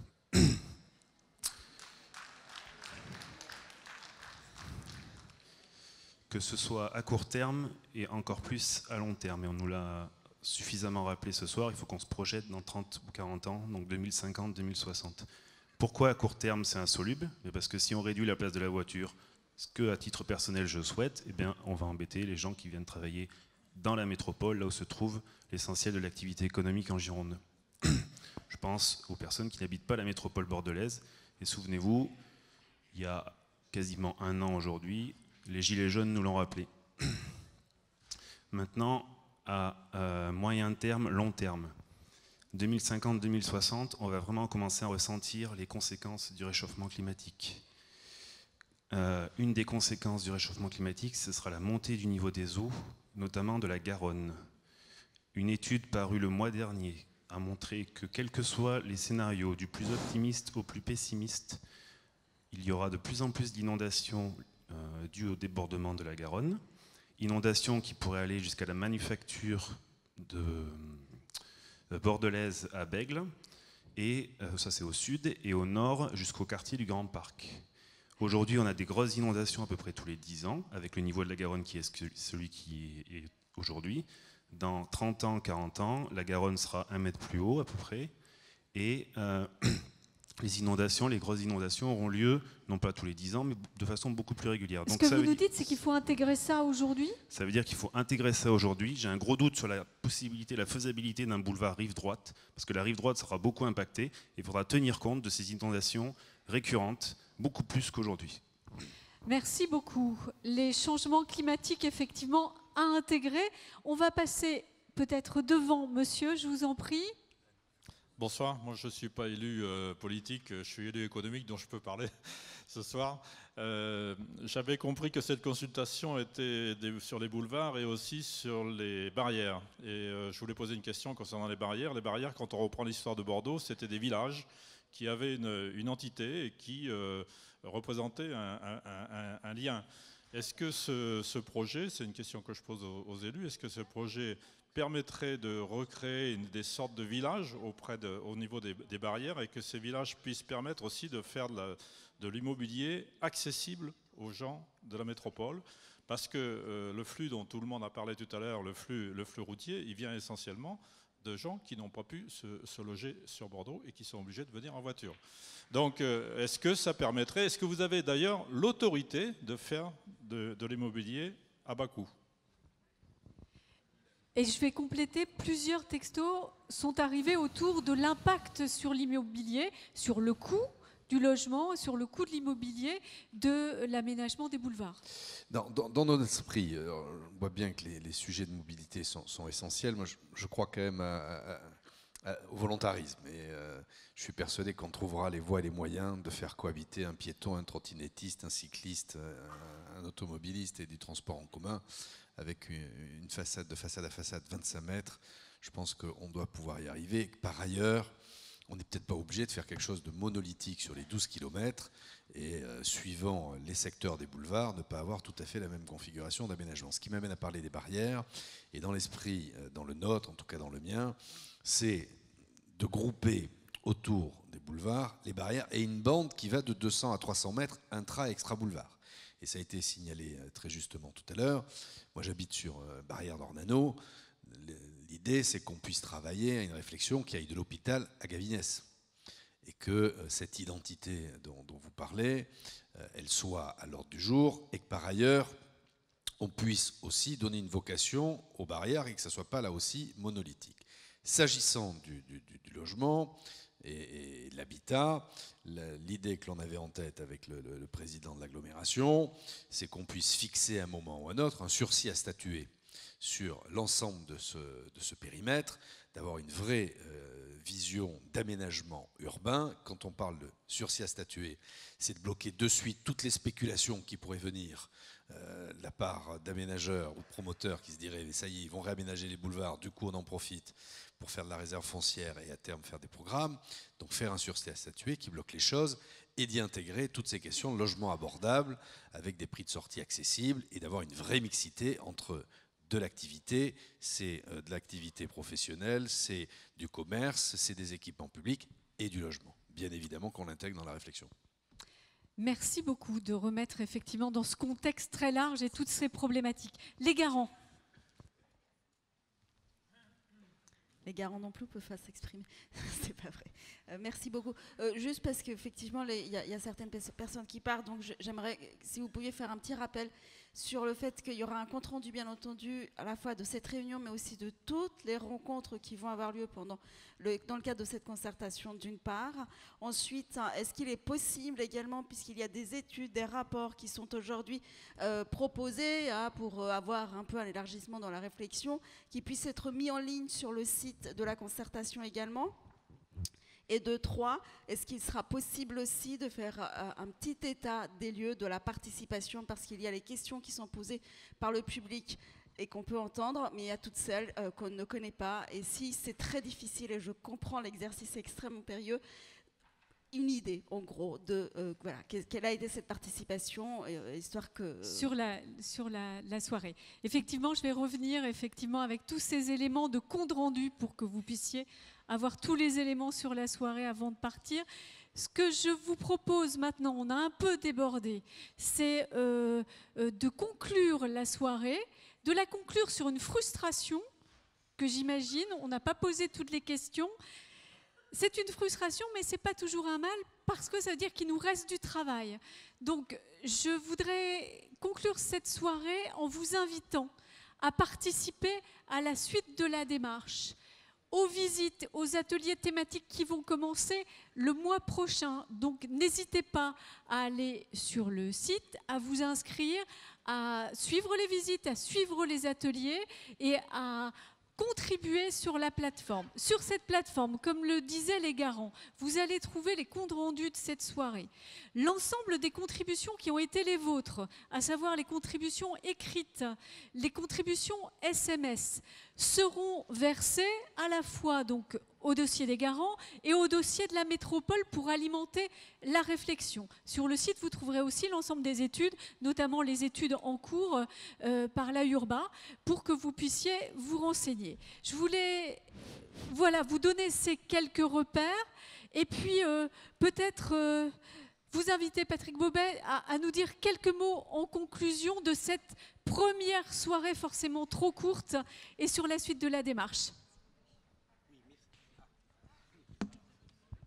Voilà, celui-ci fonctionne. Oui, très simplement, en guise de conclusion, je vais être extrêmement bref. Il y a une petite musique que l'on entend depuis 2 ans et demi, qui est la petite musique du « en même temps ». C'est un effet de mode peut-être, mais on dit beaucoup « en même temps ». Et moi, ce soir, en vous écoutant toutes et tous, j'ai l'impression qu'on est bien dans ce « en même temps ». Il faut qu'on puisse défendre la vie villageoise des barrières. C'était une chose importante pour nous. Vie villageoise, j'entends par là l'attractivité, le vivre ensemble, le commerce, l'action économique, la culture, tout ceci. Ça c'est le vivre ensemble. Mais que donc, en même temps, on trouve le moyen de retrouver une fluidité, une mobilité douce, apaisée, partagée surtout, en termes de mobilité à pied, à bicyclette, en transport en commun ou en voiture. C'est pas interdit, c'est pas tout à fait interdit encore, espérons. Donc voilà, c'est sûr en même temps qu'il faudra que l'on mette tous ensemble en musique, mais je crois que c'est quand même possible. On compte sur vous, vous toutes et tous, pour nous donner des idées. Nous avons des idées, vous le pensez bien, mais on va aussi échanger longuement pour trouver la meilleure manière de régler tout ça. Je voudrais surtout, avant de vous laisser partir, vous remercier chaleureusement au nom de tous les élus ici devant moi pour votre participation, aussi bien le bureau qui nous a accompagnés, les garants, l'AURBA bien sûr, et nos services qui ont aussi fait part de leurs expériences et de leurs propositions. Merci à toutes et tous. Ce n'est qu'un début, mais je sais qu'on trouvera des solutions. Mais encore une fois, il faut trouver le en même temps, ceci et cela. Merci à toutes et tous.